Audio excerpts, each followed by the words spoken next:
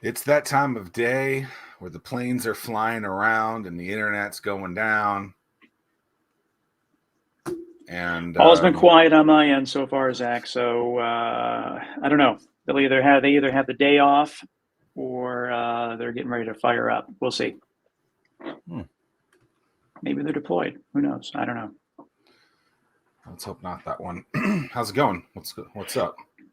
Oh man, everything's up. This is a busy time of the year. I don't know if you notice, or I don't know. It seems like we're in October now, and this is like the big push. Get everything done before Thanksgiving, and then everything gets real sleepy from Thanksgiving to New Year's. So a lot of stuff going on, lots of different events, it's just madness right now.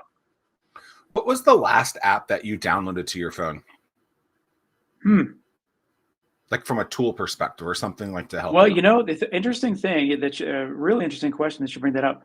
We just updated we upgraded our washer and dryer and our dishwasher. So now I get push notifications to the phone whenever those things are complete. And but it's smart though, in the sense of really smart on them, because they'll send push notifications for like maintenance and things that you should be doing, but then also they can upsell you along the way as well. So yeah. How about you? I don't know, probably Jersey Mike's to get the rewards points. I don't know. The one time a year I download Uber because I go out. Like I don't go out. Like one time a year I'll go out and I need to get a ride home. So I'll download Uber that one time a year. That's about it. That's probably one of those two things. I say that because, apps have obviously evolved over the last, I don't know when the first app came out. Was it with the first iPhone? Check. You're there. You're good. Did the first, I would assume the first app came out, in 07-ish when the iPhone came out. So it's been 16 years. Because I remember like when I was doing the agency stuff, like there was still very few apps in the store, but it was still very crowded.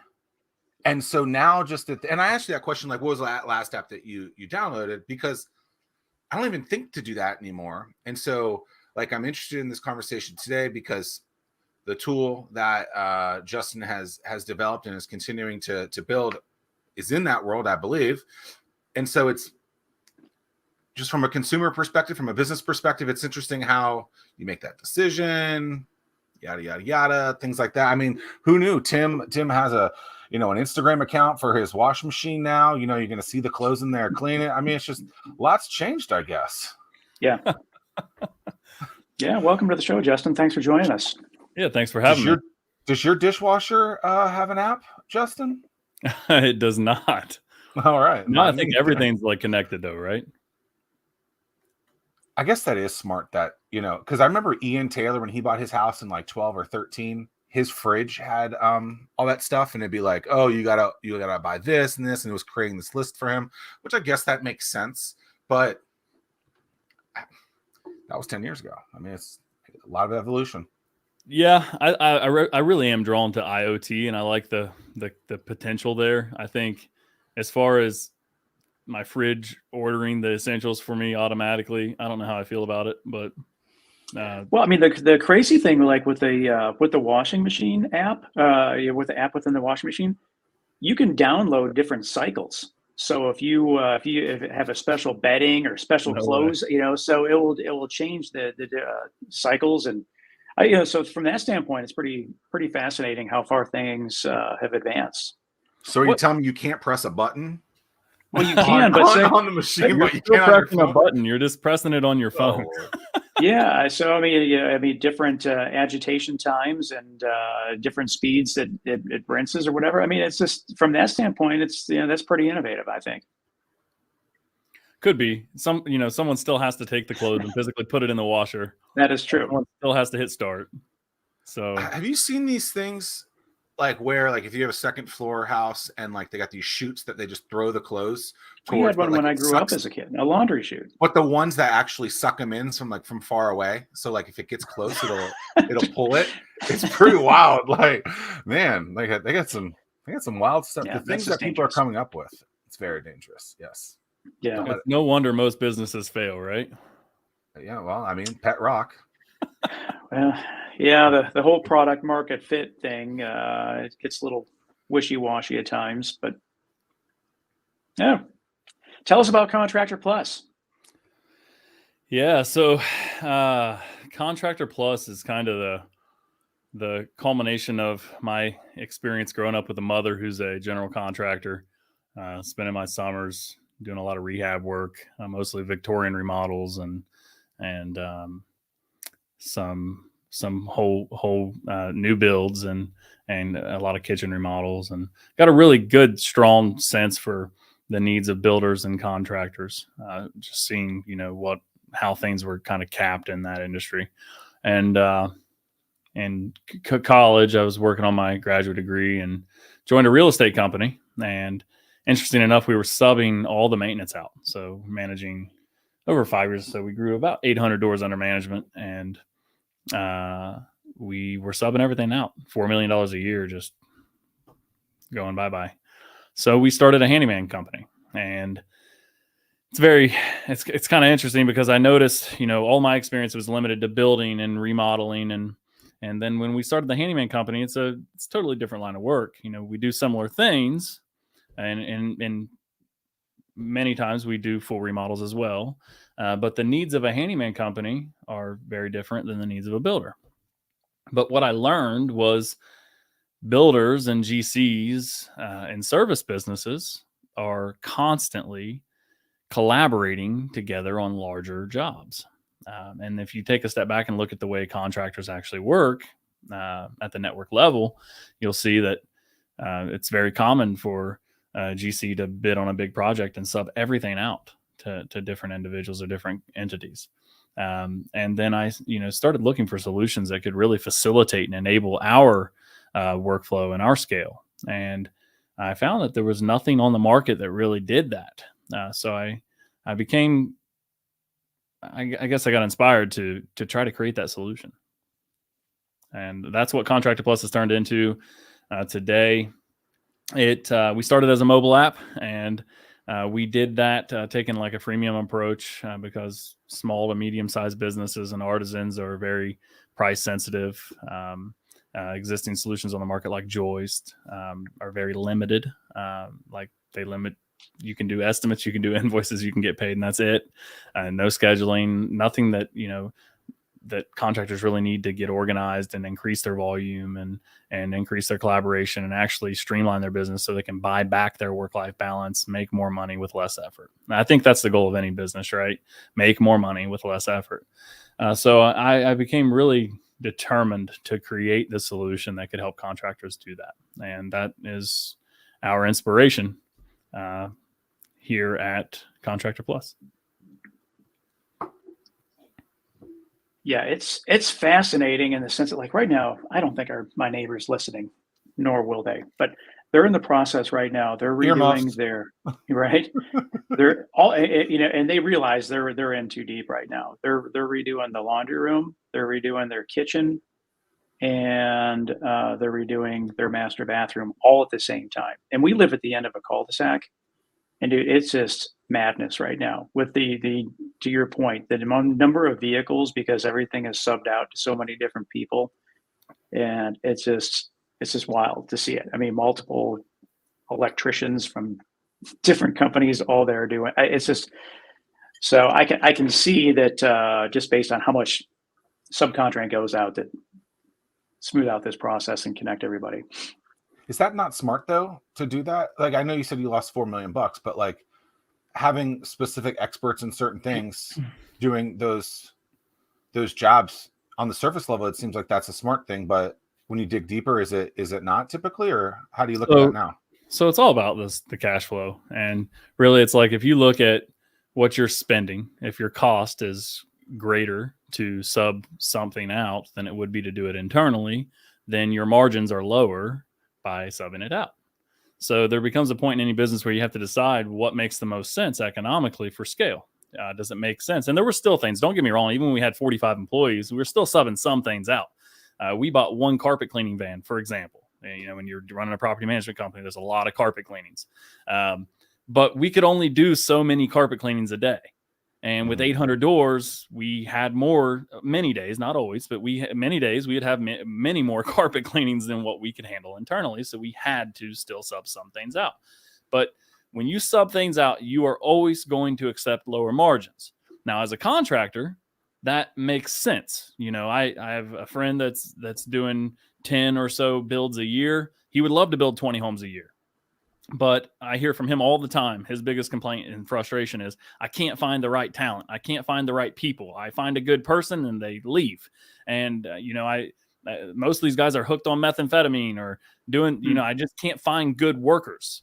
And when you like spend some time in the day in the life with a contractor, you get to experience that pain. It seems like a very real problem on the ground level. So it's, yes, I think, is it good? It can be, but it really just comes down to the cost benefit. What makes the most sense? Does it make more sense for us to bring it in-house? Are we going to make more money? Are our margins going to increase by bringing it in-house? Or does it make more sense for us to sub it out? And that's a question that really the only way to answer that is to do the math and figure out what's going to be best for your business. Where did you start? I mean, this is there's a lot to it. It's pretty complex. So how did you, where did you decide this is for step number one, we're doing this? What was that? So step number one, inside of Read Handyman, I created a web form. It was all web-based, that essentially eliminated a duplicate process. What we would, we were selling 5 to 10 units a week at our peak. And each one of those, every time we would close on a foreclosure or a short sale, we'd have to send our foreman out, do an estimate. He would write it on paper and staple it together. On the left column, he'd put the amount of time it would take. Then he'd write what he's going to do. And then he'd put the estimated cost of the materials that would be required to complete each task. So then he'd bring these back 3-4 a day sometimes, bring them into the office. And my bookkeeper, or many times I was there until 2:00 in the morning typing these up in QuickBooks, would have to take this paper and type it all up in QuickBooks, digitize it, take the photos that he would take on a little cheap digital camera, pull the SD card out, pop it in, archive the photos, attach it to an email with the PDF export invoice from QuickBooks, and then fire it off to the investor or the property owner. The property owner would then respond saying approved, or we never got any of them decline. I don't think we ever lost a bid. So that's one benefit of like building your own internal maintenance division is these real estate investors. As a property management company, real estate investors are all remote. They have portfolios of 25, 50, 100. Some even have 150, 200 properties. They just want a turnkey solution. They don't want to have to deal with it. So if it makes sense, they're going to approve it, even if you're charging $100 an hour.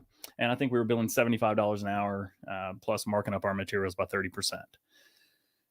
So it started as really out of necessity inside of that company. Typing all this up was taking an extra 4 or 5 hours a day. And it didn't make sense. I said, well, how can I just consolidate this into one streamlined experience? Give our guys a tablet with a internet connection. I don't know, was it 3G at the time? This is 10 years ago. So 4G connection, whatever. And just let him punch it in on a form instead of writing it on paper. And then we can just proof it and send it off in 5-10 minutes. So that's how it started. But that's just one process that saved us, a few hours a week. Yeah. And then at some point you realized it can be more, or? Well, I started noticing like all these other operational inefficiencies, like dispatching work orders and figuring out who's closest to a certain job site, and like just overall keeping everyone on the same page at all times, and making sure we're bidding consistently, being able to enable other people on the team to be able to bid instead of just one person. And the only way you can do that is if you standardize your bid process, if you leverage cost data that is the same throughout the entire organization. So whether that's through a cost book that you define internally, or whether you're using some external, like the Craftsman cost books, the National Estimator, or here at Contractor Plus, we just integrated OneBuild. The OneBuild integration is just, it's nuts. It's crazy because this is localized cost data on labor, materials, assemblies, you name it, down to the zip code or county. So throughout the entire United States. As I'm listening to this, I hear, Like a lot of blue collar service providers, and honestly, a lot of white collar service providers are really good at whatever that thing is that they do, but then they suck at the business side of it. It seems like you are good at the actual thing and recognizing the business side of it, which is quite unique. You know, I'm a lawyer. I know how to do lawyer things. You know, I mow lawns. I know how to do that, but I don't know how to do any of the other process of obtaining new business. And I think oftentimes that's why people look at those industries as not as polished, right? And I think having that polished aspect of that and understanding that can be very critical in that world. Is that just something that you figured out on your own? Like how are you good at those two things when most people in your world are not? I think we all have strengths and weaknesses, you know, like I suck at a lot of things and I'm really terrible at certain things. And that's, you know, where having the right team comes in place. It definitely would not be possible without the right people.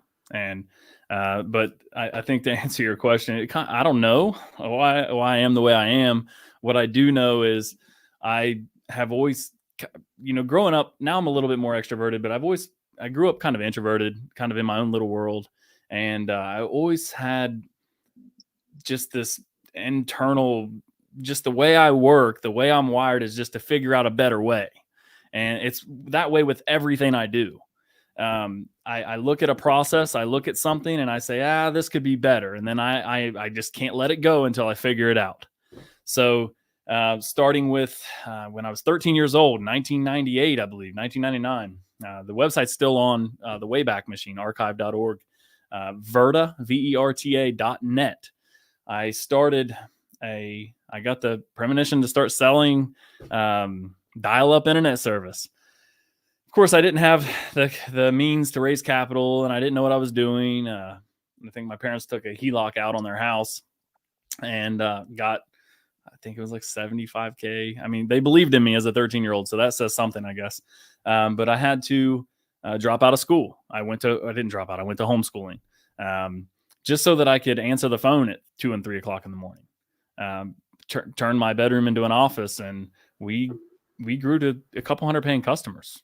And now what I did, so I didn't own the dial-up internet service, the network, the nodes, the infrastructure. I didn't own any of that. What I did was I called this guy in Logan, Ohio, and I talked to him and I said, hey, listen, I would really like to figure out how I can start my own ISP. And he laughed at me. So, you know, clearly I'm 30. I didn't know what the heck I was doing. But he said, you know, how old are you? And I told him, and he said, are your parents on board with this? Like they know what you're doing? And I said, yeah, absolutely. And he said, I'll tell you what, man, I don't know how you're going to do it, but if you can figure out a way to create your own auto dialer, like your own account provisioning, CD-ROM at the time, I will just let you resell our service through your own branding, through your own name. So I essentially became a reseller of dial-up internet service. I reached out to my friend Brandon Schlichter, and I forget the kid's name. I think his name was Corey. He connected me with some guy. I think he was also a teenager, New York, I think. I don't know where exactly he's from. And for a few $100, we worked on this little app that would basically connect to a pool of accounts that we had and managed temporarily, just long enough to configure their internet service locally in the internet properties. I don't know if you remember, but back in the day, we would actually configure the internet connection through internet properties in the browser. It would open up the config for internet settings, and then it would drop the connection and connect to their own once it had provisioned their account. So we created that, and we bought a bunch of those towers that would replicate a bunch of CD-ROMs and just cranked them out like crazy, put them in hardwares, laundromats, grocery stores, anywhere and everywhere that would allow a 13-year-old kid to promote his business for free on their counter. And most people didn't tell me no. They were pretty happy to help. Gosh, those were the days. The dial-up modem days. Get the busy signal, disconnect, try a different number. Make a phone call. Get off the phone. The CD thing is interesting. I mean, obviously that worked for AOL, right? It did, right? Was it CDs? Was it floppy? Yeah. Oh, yeah. I can't even imagine. They probably filled a landfill of their own just with all the CD-ROMs that they mailed out to people. How did that work? Were you getting like 40 hours of free internet and that was like the deal? And then you pay a month? Is that it's amazing? 40 hours of free internet. The exact sign up process for AOL. I know right when it came out, we had it. What was that, like 91? Was that early? Oh, wow. Yeah, 91, 92. I think it was 91. But I think it was they did give you a free period. You enter your credit card information in, much like the free trial offers we see in SaaS today. And then after that period is up, they start billing you. I just remember the one time I signed up for the CD account, and my mom was not happy about getting that charge every month for some damn CDs. What was it called? Columbia House. I guess. Wow. Are they still around? I don't even know, but that was almost like SaaS before SaaS, kind of. That was like the OG. Try to cancel that. How did phones work back then? How would you buy a airplane ticket in 1980? Well, you had a travel agent. Phone. Okay, so you called them. They had access to the thing, and then interesting. I mean, so the internet is what changed. Even driving, you have to call up AAA, and you would get the trip ticks, and they would spiral bind them, and then they would mail them back to you. You have to go and pick them up, and you had that's what I'm saying. It's just crazy. It's hard to believe this is in the last 40 years. Yeah, dude. When I moved here in 2007, dudes, we'll say it plural, 2007. I used to work in TV. And what I used to tell people when you work in TV is you just drive for a living, going from, whatever different crime scenes or different story locations. You're literally just driving all day. You're a couple thousand miles a month, it seems like. Well, I didn't really understand this area. And like when we started working, we had the books, the map books, and we'd have to be like, okay, you got to go here. So you have to open it up. Okay, it's on G12. Okay, that's somewhere in here. Then you got to make the path to do it. I remember it was like for Christmas one year, I got like a Garmin or a TomTom, and I was like the only person at the station that had this. And I was like, it was just to make my life easier. And like, can you just imagine? Like that was only 15 years ago, 16 years ago. Like that's pretty crazy that like that's how you used to have to drive. And it was funny because a couple years ago, I thought about going to a dumb phone where like, I guess like an old school flip phone. And someone was like, you have a terrible camera. You'll have to text in 3 things. You got to press, A, B, whatever. And then you won't have access to directions. And I was like, all right, well, I'm not going to do that. But man, things have come a long way. Like it's crazy. Wait a minute. A couple of years ago, you were thinking about going to a dumb phone. Yeah. Tell me about this. Well, I basically have dumbed my phone down now anyway. I don't like to get notifications. I don't want to be one of those people that's just constantly on their phone scrolling. I can't stand going to a restaurant and seeing someone on their phone the whole time. It's like everywhere you look around, everyone's just going through like go to a concert, go to a wrestling event. We don't use lighters anymore. We use phones. That's right. Yeah, like I don't mind. I find nothing the matter with like taking a picture here or there just to. Didn't you have a self-imposed rule on yourself? You only wanted like a certain number of apps on your phone. Was that you? No, but I don't have a lot of apps. But that explains that. Well, that explains why you literally download Uber when you need it. Yeah. Yeah, I have no social media on my phone. People are like, "How do you do that?" I'm like, "How do you promote a podcast with no social media?" No, on my phone. I don't know. Yeah, I mean, I'll go on my computer. Like, yeah, I don't know. I just found that like 5-6 years ago, you look at screen time and you see how much time you're on these like, I don't know what are when you just like scroll fast and you're just like, oh, this is terrible. Like I can't be doing this. So, it's interesting you say that. I downloaded TikTok 2 years ago. I think rabbit hole. That's what it is. 4 hours of my life I'll never get back. Yeah. And I uninstalled it immediately. See? Yeah, I never downloaded it. Yeah, don't. My wife says that she goes on once every 2 weeks and she's on for like 4 hours, just like you said, Justin. And it's just like, she's just constant scrolling. And I'm just like, I don't know. It's not like I don't like the internet. I love the internet. I just don't want to be going down that rabbit hole. My wife, I think she scrolls 3 hours a day. Sorry, I hate to put you on blast. To be fair, she is on maternity leave right now. Well, wifey earmuffs. You didn't hear that. Justin didn't say that. Yeah. That was It's just, that was yeah, that was AI Justin talking. I didn't hear it. right. It's just, yeah, the doom scrolling is what gets people. I mean, it's just, yeah. It was, going back that far, is that where you started your technical journey, Justin? That you stayed on that technical track? It probably started before then. I was building computers for families in the neighborhood before then. I think I built my first computer at 11 or 12. Cool. Sold my first computer at 12. I still remember the guy I sold it to. Started a little LLC as well, just building and selling computers. What was the name? Vibe PC. VIBE. So Verta.net and Vibe PC. Where do we get these names from anyway? At the time, I was 13, so it just sounded cool. So I thought it was gonna be like Justin will build your computer business.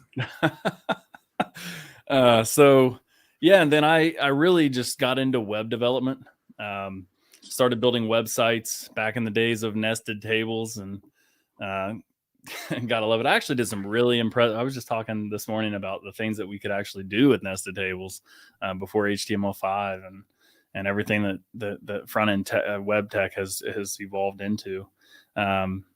Today, like, we have so many capabilities that we didn't have then, but knowing what our potential was then, and really I was really good about fully utilizing that. So became pretty good at building front end websites, and I got really good with action scripting and Macromedia Flash, and which is very similar to JavaScript. And before, of course, Flash got acquired by Adobe, I believe. And so started embedding a lot of Flash elements in the websites too, so they were highly interactive. And I could do things that you couldn't do with nested tables. Tables are still very square, so you're limited.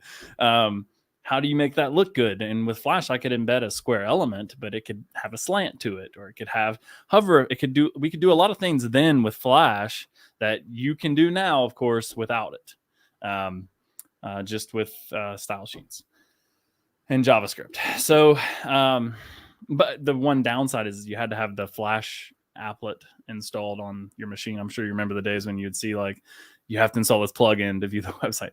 But anyhow, so I played competitive paintball. Started as a hobby, very young. Just a way to have fun on the weekends, and turned into a very competitive sport for me. Started competing in the MPPL and PSP leagues. Built a team website, and built a website for the indoor field here in Ohio. It gets really cold in the winters. So in order to play, you have to play indoor. So I played at an indoor field here in Columbus, and I built their website, and their pro shop was funded or supplied by a company named Action Fanatics out of Pittsburgh.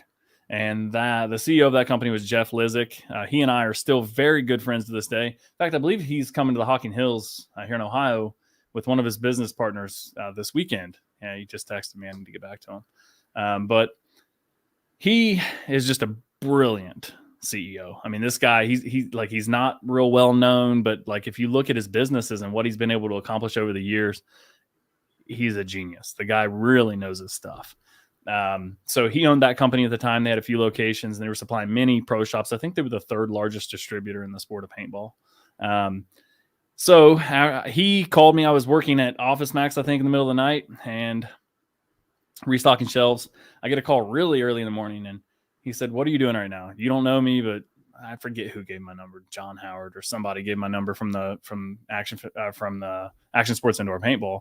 And he wanted to know, I built their website. They want to do a rebrand and build their whole new front end for their e-com business. Asked me if I was up for the task, and asked me how soon I could come to Pittsburgh. I think I went to Pittsburgh the next morning. So quit my job, went to Pittsburgh, and started working with Jeff.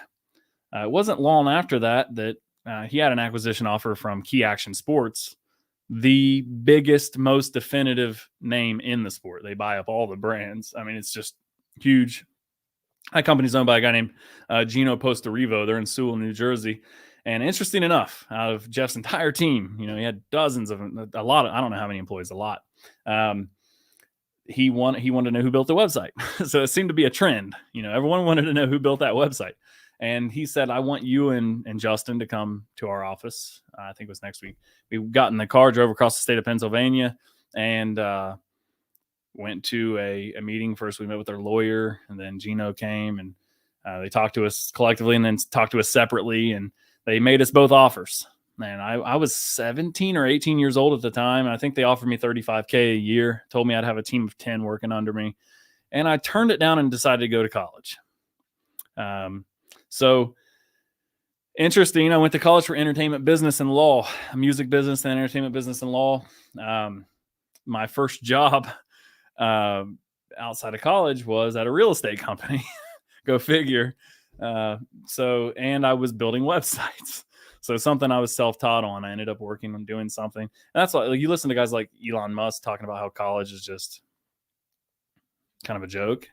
It can be, you know, I think definitely can be a big waste, a big distraction. If you're really good at something before you're there, maybe you should just spend your money on doing what you're really good at. Yeah, kind of went off on a tangent there. No, yeah, that sounds like, yeah, Zach, we've heard you say that a time or two. Yeah. Look, and I have a college degree. I look, I think there are certain things that are really good about college, right? Like the getting away, learning about yourself. Hopefully you finally learn how to do your own laundry, you know, not using an app to do it yourself, you know, whatever that might be. Like, but it's not for everyone. And at least for me, like I look at that and I go, like, I spent a lot of money on things that like were outdated, and I'm just like, this doesn't make sense. Like, this is supposed to be the route that you're supposed to take, that we're kind of like pushed to do. And it's like, then you actually get into the actual career that job put you in. They're like, why don't they teach it that way? We haven't been Those who using that can for do, 17 those years. who can't teach. Yeah, I mean, it's yeah. Unless they teach at Harvard. Yeah. Look, I don't disagree with that. I just think it's like education, I think, is important if you're learning the things that are going to be implemented that you can then implement immediately. And if you're not, that just seems so like ass backwards. Like it just seems kind of silly. Like it's just like, and again, like, look, I have a college degree, you know, and I'm not saying that people shouldn't go to college, but I just wish the colleges would teach the things that are actually going to be done in the workforce and aren't so outdated. I think the biggest thing I got out of college was becoming a more social being. Like I was able to break out of my shell. Sure. Like I said, I was very introverted. So, you know, going to parties and meeting people and learning how to socialize and be an adult. And yeah, that's what I mean. But you got to get away. You can't be living at your house and doing that, you know, and I think that's important. And that's why I moved to Orlando. Yeah. Yeah. How was Orlando? You know, I loved it there. It's kind of funny because everyone that I started in my class, I think nobody else stayed in Orlando. Everybody else moved away, and they're all doing, most of them are doing, those who actually graduated are doing really well. My friend, probably my best friend in college, Susie, we called her name's Swinhua Tai. She got a job she moved to California, got a job in a tech company, Tex Plus, and then now she's working for Braze, which is a really big attribution and marketing automation company, one of the most definitive names in marketing automation, or whatever you want to call that, customer journey orchestration, whatever you want to call it. So she's done really well for herself. Another friend works in Nashville at a big studio, and he's doing really well too, working on constant hit records. But nobody stayed in Orlando. For whatever reason, I got stuck. I think it's maybe because I'd never been anywhere else, you know, like I moved 1,000 miles away and it kind of got rooted there, and it just, I don't know. There's a draw in Orlando. It's really hard to get away from. It's changed a lot since I was there. It's definitely growing at a very fast pace. past face.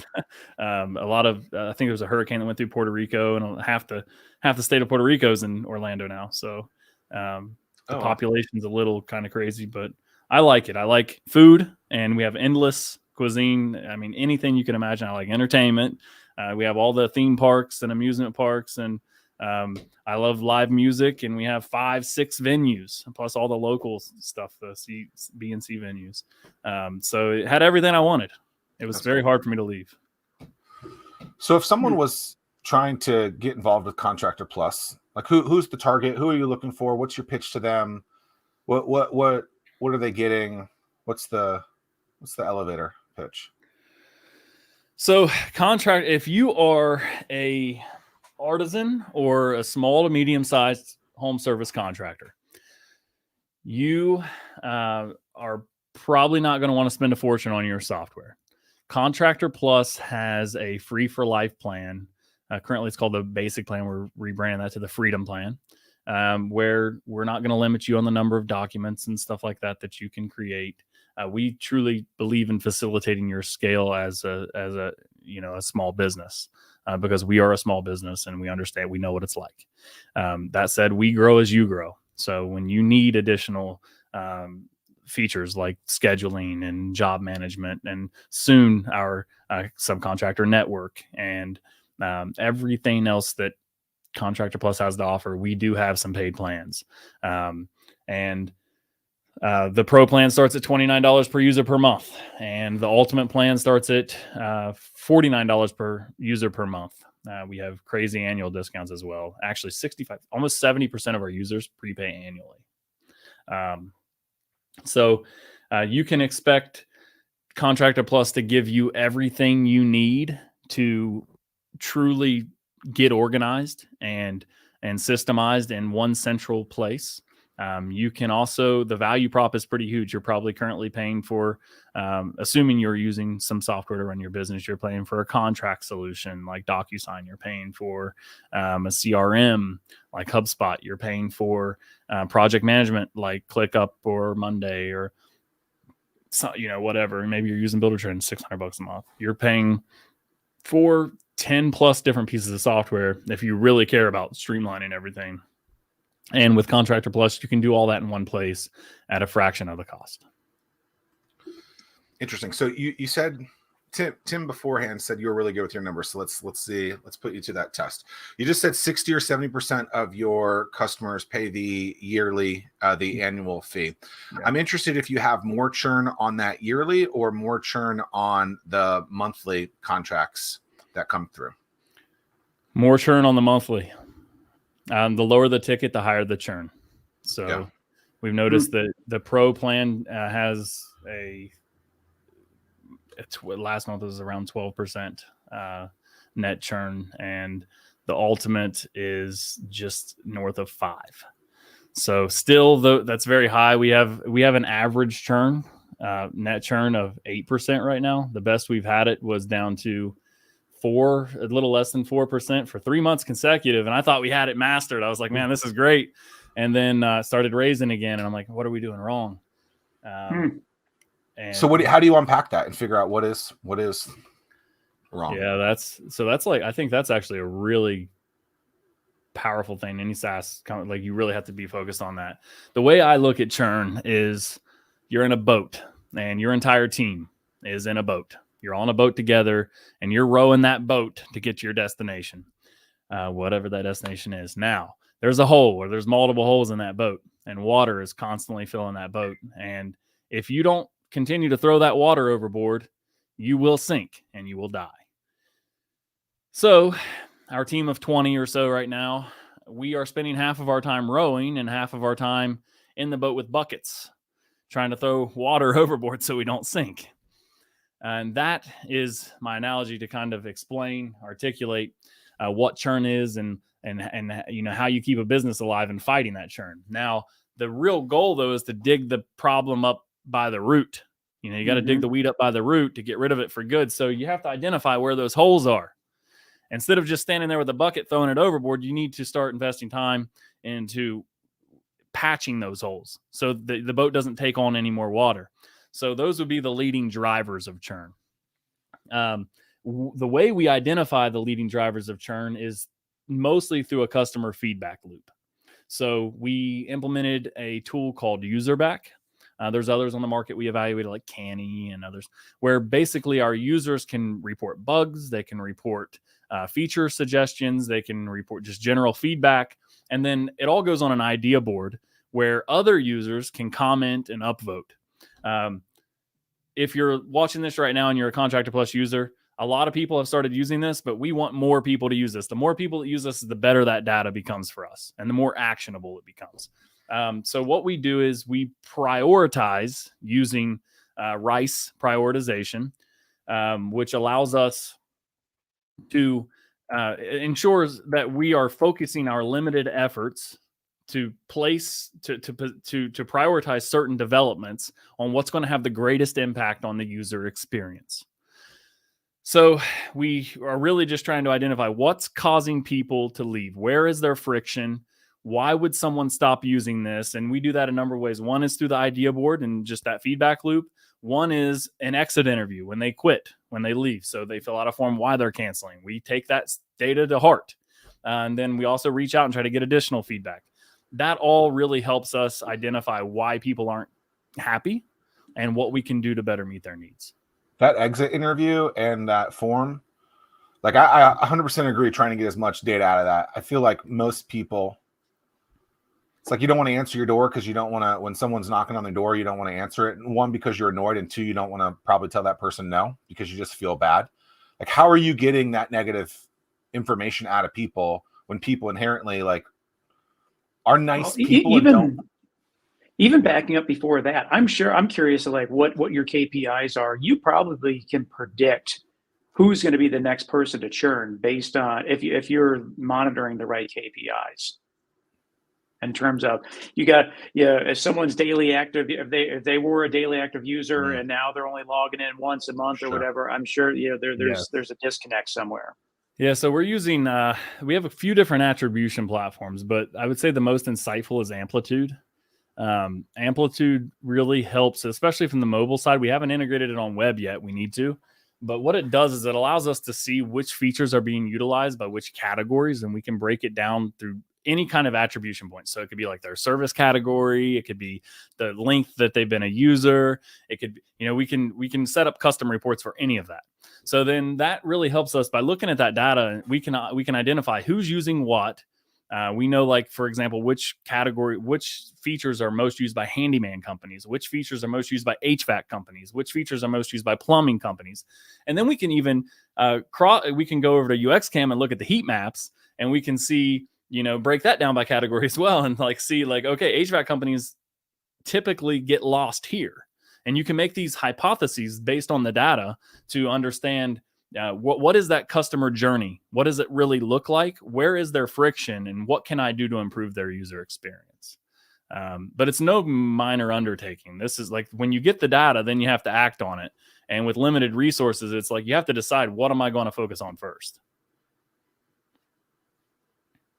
Yeah, it's a lot to process. I mean, it's because the numbers don't lie, but you got to get the right numbers. So it's just. Did I hear that Google podcasts are discontinuing?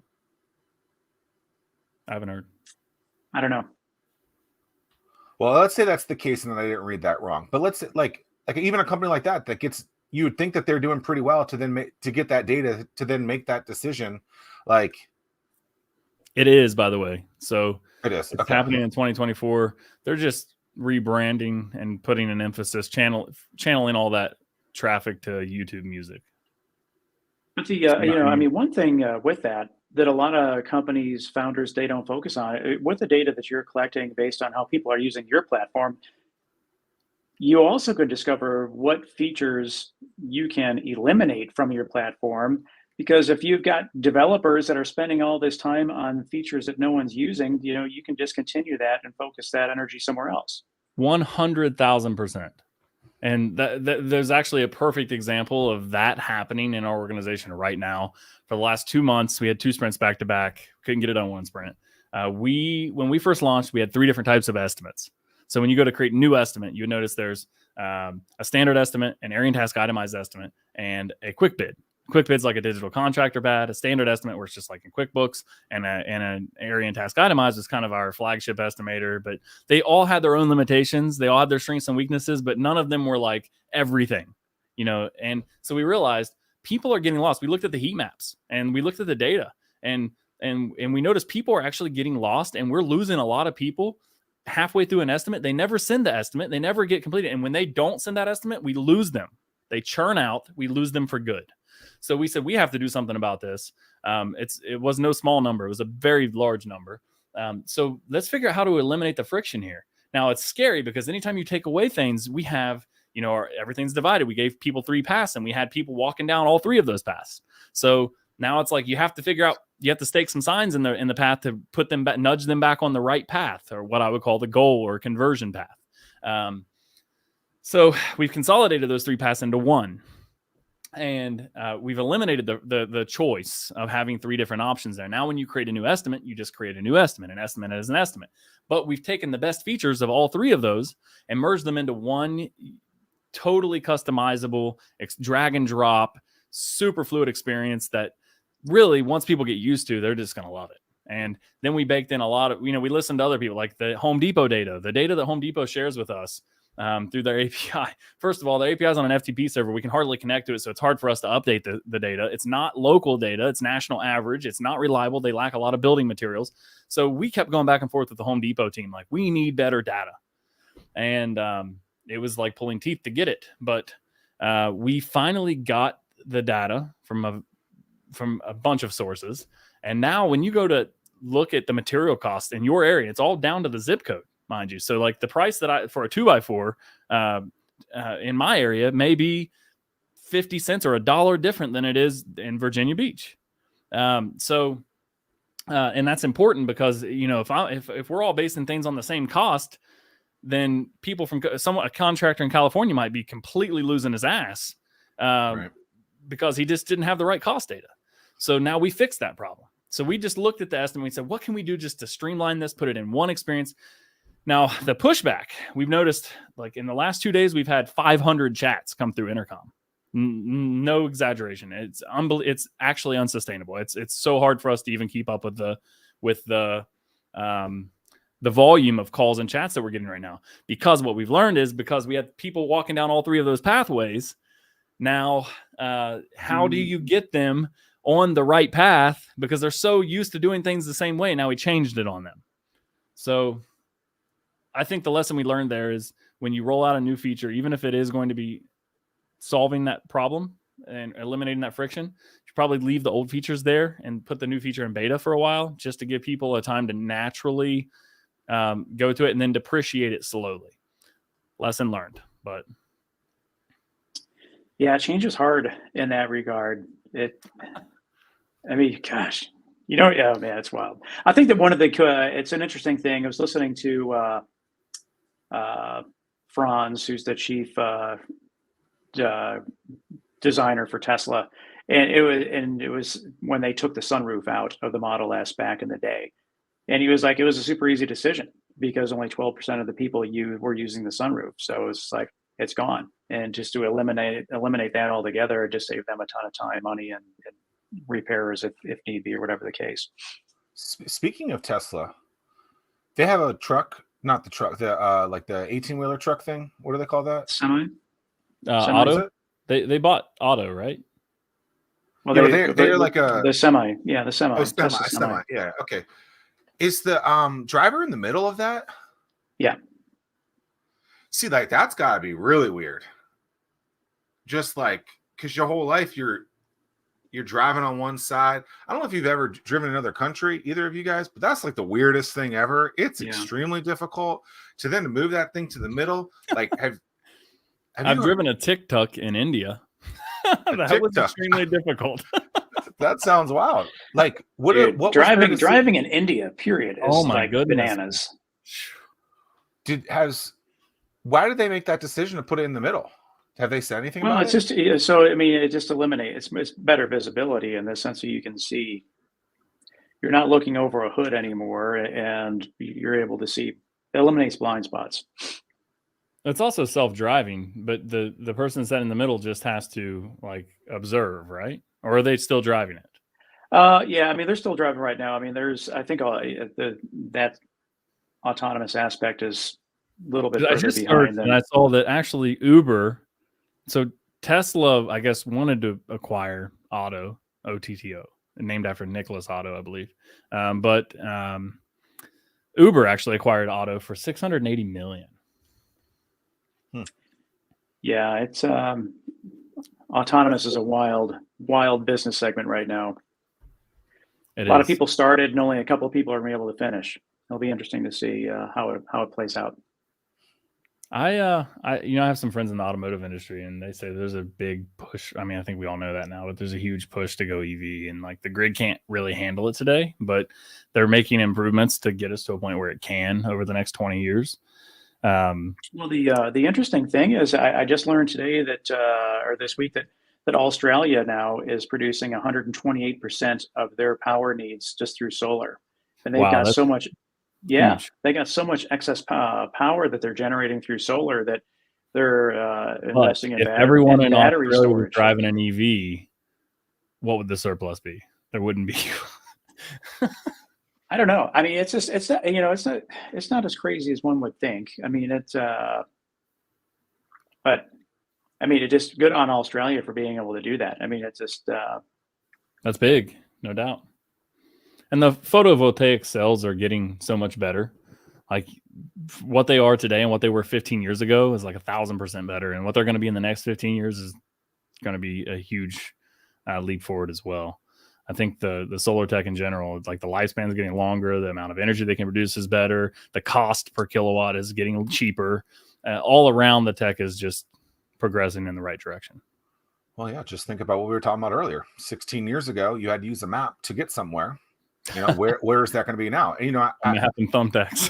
Are we going to be full EVs in 16 years? I would say no. I think there's a lot of vehicles to get off the road. And I think it's going to take 20, 30 years. Yeah. I mean, look, even school buses. I mean, there's a lot of fleets to get off the road. And then you're going to have a lot of people bitching back and forth. Like, I want gas. I want, it'll get political. But like, it will probably happen. It's a total political thing. People make it political. I mean, it's ridiculous. I mean, it's just a car. But like, I don't know. I always liked those little Hot Wheels when I was a kid. I can drive in that thing. Now that can be my real car. Like, that sounds like fun. I don't know. That Tesla Plaid, man. It is. Have you ever been in one? Not a Plaid. I have. So nice. Oh, yeah. You've never been in a Plaid, Tim? I thought that was the first. No, I mean they've only been out I've done ludicrous mode, but I've not done Plaid. Yeah. So is that even crazier? Well, I mean, it's a matter of going like 2.4 to like 1.9. It's a half a second faster, but still, it makes a difference. Yeah. It's just I really like it. It's tempting, and I think from like a contractor's perspective, going EV is difficult and it's definitely not attractive. Like, who wants to drive a Rivian as a contractor? In the winter, do you want to wait 15 minutes before you can get in your car and go? It's not practical yet, but I think it'll get there for sure. What for the folks that are listening to the show, they're wondering like, man, how did we hook up with Justin? So you're part of 757 Accelerate. How did that happen? And what's your experience been? So how that happened, we applied to a few different accelerators, I'd say, when we first started early on. One, of course, we applied to Y Combinator, didn't hear anything there. Applied to Techstars and actually got through a couple rounds of interviews, and it seemed okay, but their ask was kind of a turnoff. And then our lead investor and our friends and family, he's connected with the syndicate, Jason Calacanis, and their group out there, and he referred us. I'm part of the syndicate as well. Nice. So he referred us to the syndicate, and they said we were just a little bit at the time. I think our monthly recurring revenue is like $8,000. So they're like, you're just a little bit too early, but we really like what you're doing. Why don't you talk to Launch first? And the Launch is kind of their accelerator that gets people ready for the syndicate, kind of like 757 Accelerate, 757 Angels, except the deal size in the syndicate's probably a little larger. But so we talked to launch, and I really liked their team and I really liked what they had to offer. But when we got to the point of talking equity, it's $100K for 7% or 6%. I think it was 7%. Yeah. And at the time, I'm just like, well, we've already raised the friends and family on a 3.6. So why would we do that? We've already demonstrated we can raise money on better terms. Now, hindsight's 2020. I think, like, looking back, maybe we should have done it. The connections, the network, and all that's invaluable, especially for someone who's, I can't say first time founder. We've sold a company, but not like a huge acquisition, but someone who needs those resources like I did, especially at the time. But we ended up walking away from that. And what appealed to me about 757 is they're not taking any equity.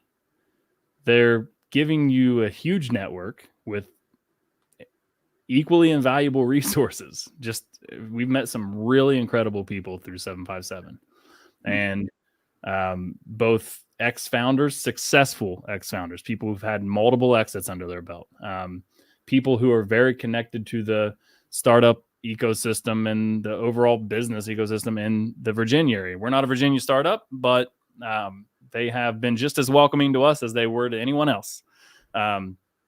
So I think what appealed the most is they give you a $20,000 grant, which covers your travel and all of your expenses to participate in the program, more than covers it. And they don't take any equity. So we applied on F6S. I said, why not apply? What's the worst that could happen? And we were one of the 7 finalists to get accepted. And so we went through a round of interviews, and I was like, well, we're probably not going to get accepted. I'm used to rejection. Anybody who's like actively raising, any founder who actively raises, like, just get used to rejection, because it's part of the game. Like, it's like 90% of it. You're going to get rejected a lot. But they came back. They told us, I think the 15th or something of the month, 2 weeks away, that we'd have an answer. And like 3 days later, I got a call or email. And I was really excited. It was an opportunity for me to get my co-founder from Mumbai here to the States for a couple of weeks. And we leveraged the acceptance to like expedite his visa application. So it worked. And so we got to spend some time together without me having to go to India. And the program has been really good. They've over-delivered on everything they said they would. So it's great to hear. Yeah. Where do you see Contractor Plus in your short-term roadmap? I see, so depending on the analysis, and we've done quite a few different different market analysis. I think we're looking at $130 million a year business in the next 7 years, maybe sooner. I mean, great businesses aren't built overnight, and That's right. There's I guess 2 different methodologies. You can go the institutional funding route and like dilute like really crazy really quickly and take on a bunch of capital and scale really quickly and maybe exit at a higher multiple.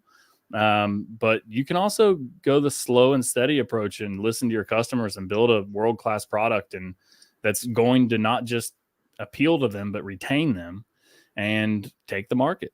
And that's kind of our goal. It's a long-term play. So I see Contractor Plus. I see a world, I think by 2028, I would like to be in every developed country at least. And I see a world where every home service contractor, at least in the developed world, has Contractor Plus installed on his or her phone, because it won't make sense to do business without it. Very cool. Everybody head to contractorplus.app, and we'll have that in the show notes as well. Are you trying to get the .com for that? We already have it. Oh, okay. Yeah, so the .com, interesting enough, we've been silently building a directory. Now it's not so silent, right? But contractorplusclub.com is kind of our dev server for it. Uh-huh. We are going to take that live on contractorplusclub.com. I'm sorry, contractorplus.com. And we're using that. Like, there's 2 things that contractors really care about more than anything else. One is having a steady lead flow so that they can grow their business. And 2 is having the right people so that they can facilitate that scale. And Contractor Plus is working at both ends to make that possible. Sweet. Anything you want to talk about that we haven't talked about? I'm good from my side. Anybody that's watching have any questions? You've had several comments, at least throughout. Some people really? think you're a great CEO. Oh, really? Thank you. Is that my guy, Justin Smith? James Doe says, I like this guy. Several Shout other out to comments too. James. Yeah. Yeah. So, well, Mr. Smith from Ohio that's been to Orlando, that took a plane ride to Virginia and is back in Ohio. We appreciate your time. One thing I will add real fast, we are doing a community pitch event in Virginia Beach. It will be October 25th at a museum. Yeah. Tim will be there. Are you? Yep. We're promoting it on our side. That'd be a great opportunity to for the folks listening to meet you there. Yeah, it'd be great. So if you want to come out and meet us, come out and meet us. We'll definitely be there October 25th, and I'd love to meet you. Congrats on having the second best background of the show. Obviously, mine's the first. Hey, look, Tim's kid made a sign for me. You got The Rock half naked. There's nothing better than that. So, but you have a fancy sign. It looks good. So, congrats on second place. Hey, I'll take second place.